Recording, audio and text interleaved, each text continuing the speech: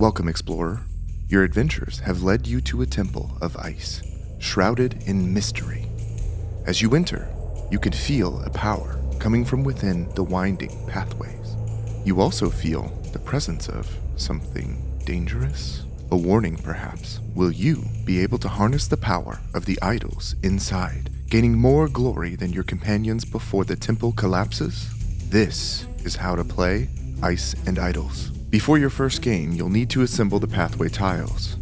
Each tile connects to a wall, as shown in the rulebook. To assemble, first remove the protective film that is on one side of each tile. When assembling, make sure to support the tile at the center, then press the wall into the side where the film was removed. This is very important. Always remove the film first and insert the wall into the correct side. The holes in the pathway tiles are tapered. If assembled incorrectly, or with the film still on, the acrylic could crack. The player boards and research track are dual layered, with cutouts to hold components during play. To assemble them, open each dual layer board and place a double-sided sticker in the spots marked with a yellow outline. Let's begin building the ruins. Place the pivot base on a smooth, level surface so the game board can rotate easily. Position it at the center of your play area. Then attach the 4 map sections. These sections can be arranged in several ways, but for your first game, we recommend connecting the map sections with the gold colored rings face up. Next, find the border grids for the standard game. Place them with the gold colored rings at the center face up. Then, look at the icons in the corners of the temple grid. Each symbol matches a border piece. Insert the borders on their corresponding sides. Make sure the sun and moon are opposite each other, as well as the star and comet. Once the borders are in place, secure them with the ice blocks in each corner. These serve as both pins and handles, letting you rotate the board during play. Then place the temple grid on top of the map centered over the pivot base. Now, you're ready to build those pathways. Locate 2 of the roundabout pathways that look like this. Place one on the starting space. If you're using the recommended setup for this game, that's the center of the grid. Set the other roundabout tile aside for now. Then place all remaining 24 pathway tiles in the grid at random. Now that the temple is ready, it's time to set up your player area. Each player receives a player board and a character card. Place your character card here. Each player has a special ability, which will be explained later. If the keysmith is in play, they take the roundabout tile that was set aside earlier and place it near their player board. Take your adrenaline token and place it face up on this space of the player board. Place your action point tracker in the top space and the hand cover token in the left hand of your player board. Then place the action point cover over the 6th space on the action point track. Next, take the 10 research markers, matching your character's color, and place them on your character card. Then place your character pawn on the starting space in the temple. Next, shuffle the key cards, dealing 2 to each player. Every adventurer will select 1 to keep as their private objective and discard the second back to the box. Each key card reveals a pattern the player will try to recreate on the research track, and this will be explained more in detail later on. Sort the idol tokens by type, placing them within reach of all players. Next, sort the event cards. For a 4-player game, use all the cards. For a 3-player game, remove all cards with the 4-player icon. For a 2-player game, remove all cards with the 3 and 4-player icons. Shuffle the deck and place it face down within reach of all players. Return any cards you removed to the box, as they will not be used. Set up the research track by shuffling the point tokens and placing them here at random. If you're playing a 2-player game, use the research markers of an unused player color to fill the bottom 2 rows of the research track. If you're playing with 3 players, just fill the bottom row. Now choose a start player at random and give them the first player token. In Ice and Idols, each player is competing to earn the most victory points. Victory points are earned by researching idols, completing your key card, and unlocking idol abilities on your player board, where players will take turns using as many of their 5 action points as they would like up to their limit. To resolve an action, simply move your action point disc as many spaces down the track as the action costs. If any action costs more action points than you have available, you must either choose a different action, which you can afford, or pass to end your turn, losing any action points you did not use. Players can temporarily increase their action points from 5 to 6 by using their adrenaline token. To use your adrenaline token, simply gain one additional action point and use it as normal. At the end of your current turn, flip the adrenaline token to the minus side and place it one position lower than the limit of your action point track as a physical reminder that your action point disc cannot move past this point. For example, if the highest position available on my action point track was 5, I would place the adrenaline token on the 4 space to block it. When you complete your next turn, the adrenaline token is removed from your player board and flipped back to the plus side, making it available to use again. Now let's talk about different actions you can perform. There are basic actions, which are available from the very start of the game, and idle actions, which you will unlock as you play. On your turn, you take actions in any order of your choosing and may repeat an action if you can afford to do so. The following are the basic actions and their costs. Each movement to another pathway tile costs 1 action point. Players can only move to an orthogonally adjacent tile with a connected pathway. Pathways can be blocked by walls and gaps in the pathway grid from tiles that have collapsed. Here are a few things to keep in mind when you take the movement action. There is no limit to the number of adventurers that can be on a tile. If a player is at the edge of the board and their pathway is leading off the board, players can use this to wrap around to the other side as long as the paths align. Archways can only be moved through or over. Players cannot take a left or right turn on an archway tile. In the rare case that you get trapped and can't move your adventurer, at the start of your turn, you may reposition to any tile of your choosing. This completes your turn, as you may not take any additional actions. Picking up an idol or placing an idol on its matching altar costs 1 action point. To pick up an idol, your adventurer must be on the tile directly above the idol icon.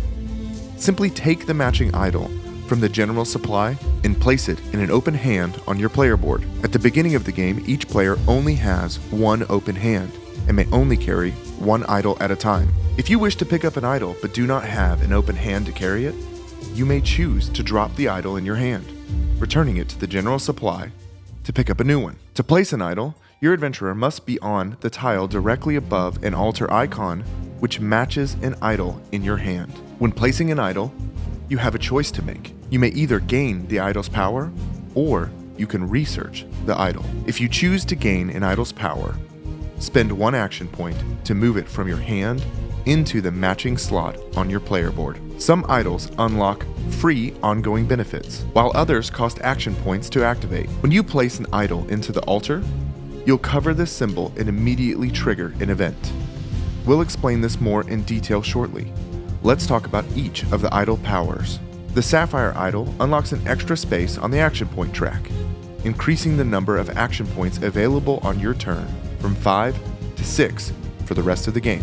The Tiger's Eye unlocks your second hand, allowing you to carry up to 2 different idols at the same time instead of 1. When either the Sapphire or Tiger's Eye is unlocked, remove the matching lock token from the board and set it aside. The idol's ability is now permanently available to you for the remainder of the game at no extra cost. The Jade Idol allows an adventurer to spend 2 action points to rotate the temple board 90 degrees in a direction of their choosing. This action can reposition your adventurer, saving time and action points.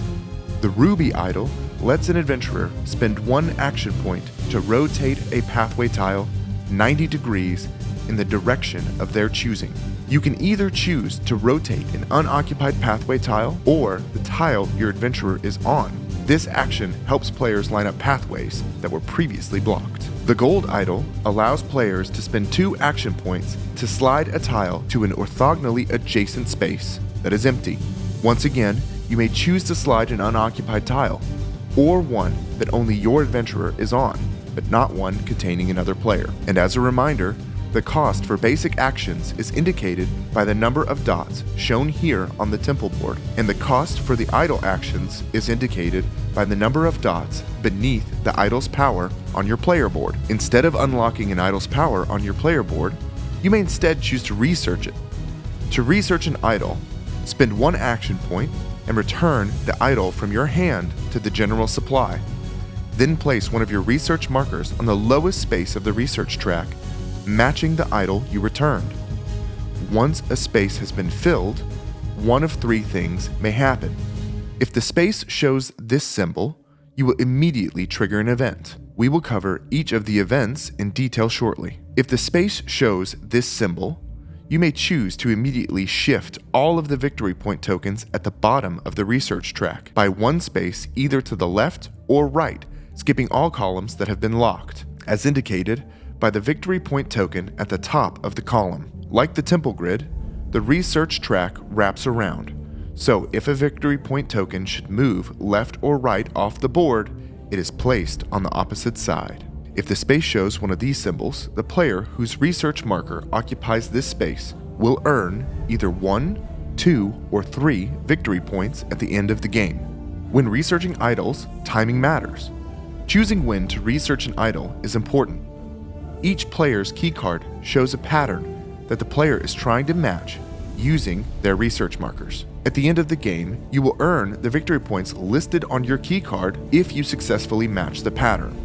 White spaces within the pattern can either be empty, contain a research marker of your own or another player's, or even extend beyond the edge of a row or column. Keep in mind that you are allowed to rotate the pattern, but it cannot be mirrored. At the end of the game, regardless of how many times you have matched the pattern on your keycard, you may only score the indicated number of points once. Additionally, as soon as all spaces within the idol's research track are filled, the research track becomes locked. Immediately move the victory point token from below the corresponding track to the top of the column. It can no longer be shifted. At the end of the game, players will score victory points for each of their research markers in the column as indicated by the victory point token. For example, if the game were to end now, the orange player would earn 7 victory points for each research marker in this column. Now, let's talk about those event cards we mentioned earlier. As a reminder, every time a player covers this icon, you will immediately draw and resolve an event card. There are 4 types of events you'll encounter. A collapse. Collapse cards are resolved from the active player's perspective. The card will show an X, either directly above, below, to the right, or the left of the active player's adventurer. Remove this pathway tile from the grid, placing it aside. If there is no pathway tile in the position marked by the X, or it is occupied by another player, remove the next indicated tile in a clockwise direction. If all spaces orthogonally adjacent to the adventurer do not contain tiles or contain other players, nothing happens. Remember, the temple wraps around. This means if the adventurer is on a pathway tile on the edge of the board, the tile that must collapse may be on the opposite side. Rotate. The rotate event card instructs players to rotate the temple board 90 degrees, either clockwise or counterclockwise as indicated by the card. If the shift card is drawn, the active player shifts all the tiles in their row one space in the direction indicated by the card, either from sun to moon or comet to star or vice versa, indicated by the icons on the temple board. In this example, the player is shifting all tiles in their row from star to comet as indicated by the card.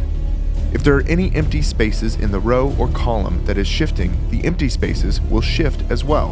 When shifting a tile off the board, it will wrap around to the opposite side.